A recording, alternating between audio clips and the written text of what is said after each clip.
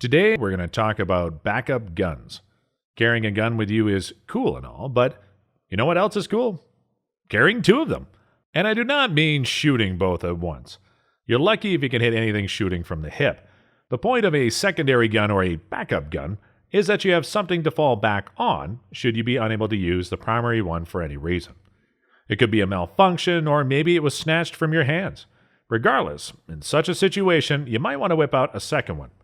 It's like the ending of Django Unchained.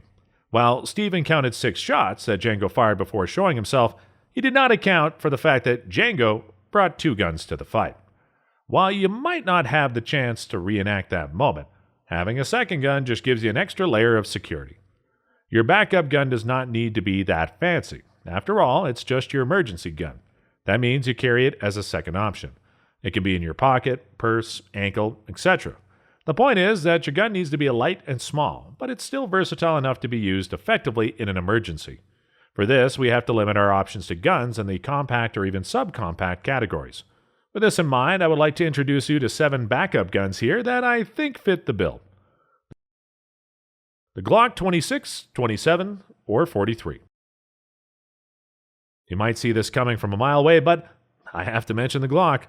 When people think of a backup gun, they tend to think of things that use a snub-nosed revolver or a mouse gun. While they are small enough to fit our description of a backup gun, they're just painful to shoot. So I will not go over those here. GLOCK pistols are amazing options as a backup gun. 2 in particular are the 26 and 27 chambered in 9mm and 40 Smith & Wesson respectively. Both feature a double-stack magazine. They shoot well and will not disappoint you in the moments when you need them most. What about the GLOCK 43? You get 9mm rounds in a compact package as well, but in a single-stack magazine. On one hand, you get less capacity, but it helps to keep the size down. So it is not a good option as a main carry gun, but it works well enough as a backup gun. What about the GLOCK 29?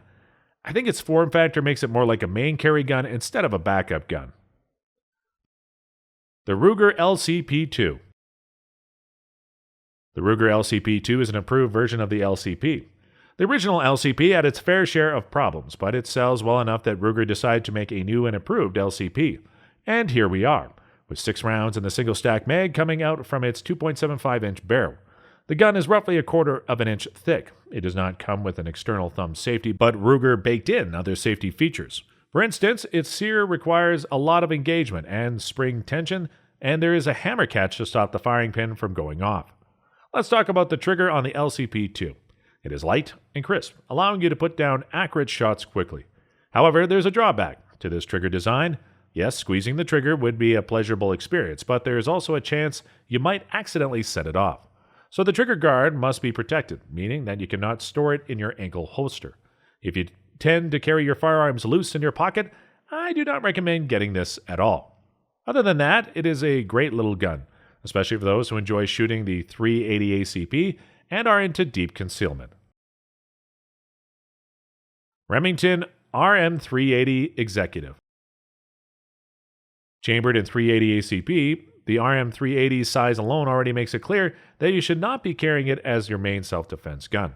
However, it works as a backup. The barrel sits at 2.75 inches long and the gun is less than an inch thick. It is a small gun, but that makes it an excellent choice as a backup since you can hardly feel that it's there in your pocket. There are actually pocket holsters for it. One thing that I must point out is the trigger. The RM380 does not have an external thumb safety, but the DAO trigger is something else, and not in a good way. The pull is around 10 pounds and it's unbearably long, but its weakness also plays to its strength. You see, when you have a trigger as long as Rapunzel's hair, coupled with the fact that there's no safety, it is nigh impossible to accidentally set this thing off when you whip it out.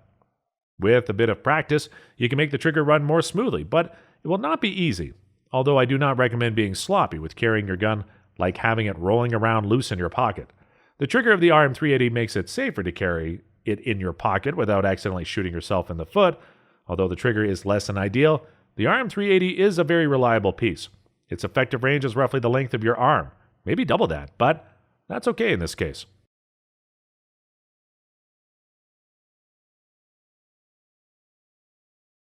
The PPQ is chambered in 9mm and you get to pick between a 10 or 15 round mag. I recommend going for the 10-round mag for concealed carry, but if you need to reload, make sure to have a 15-round mag on standby. The gun delivers a feel and performance similar to a full-size main carry pistol in a smaller package. You get 3-dot phosphoric night sights as well as 3 magazines. 10-round flush fit, 10-round with pinky extension, and 15-round. It is a reliable and versatile little handgun. SIG SAUER P365. With 10 rounds in the mag, the P365 offers a bit more capacity in the magazine without bulking up too much. The gun is still about an inch wide. It is a striker-fired gun with a 3.1-inch barrel, making the overall length about 5.8 inches. Certain generations of the P365 have some issues, but it appears that newer models no longer have them. A lot of people love the P365 for very good reasons. The extra 9mm rounds in the magazine can come in the clutch, in case you need more than 6 shots to get yourself out of a bind. I should also point out that there is also the P365 SAS, which is a super streamlined version that is worth a look. If you are looking to draw from the pocket, then the SAS might be a better option. MOSSBERG MC1SC. MOSSBERG does not manufacture a lot of pistols, so this one caught me by surprise. It is the first one to come out in a long time, so it got my interest. You get 6 9mm rounds in the magazine, a 3.4-inch barrel, and the whole build is about 6.25 inches long. You can get it with either True Glow, Tritium Pro sights, or standard white 3-dot sights. While it is an accurate and reliable little gun, how comfortable it is depends on the size of your palms and preferences. You can at least choose between a cross-bolt safety or opt not to have one at all. One notable feature of the MC1SC is the safe takedown system from MOSSBERG. This allows you to disassemble the gun without pulling the trigger. After removing the slide plate, you should see the bright orange housing for the entire system. The assembly can slide right out of the gun, so you can perform any necessary maintenance. Some might assume that this might introduce some flaws in the gun's design, but I have not heard many complaints so far, so I assume they got it right. HK, the P30SK. Chambered in 9mm, the P30SK allows you to roll with 10, 13, or 15 rounds in the magazine. It is also available in multiple firing modes, such as HK's Enhanced Double Action Only LEM or Law Enforcement Modification, with a Light Strike V1 setup. This requires the trigger to be engaged with about 5.4 pounds of force to pull. There are also ambidextrous controls such as dual slide and mag release levels, so both right and left-handed shooters can use it with ease. These are my top 7 picks for backup guns. This list is a little bit short, but I am certain that there are plenty of other compact pistols that are worth looking into. If you happen to own any of these or carry a secondary gun that has worked out for you so far, let us know in the comment section below. We would love to hear from you. If you enjoyed this video, make sure to give us a like and subscribe to our channel for more content like this. Also, click that bell icon to be notified when a new episode comes out. Thank you so much for watching, and I'll see you again in the next episode.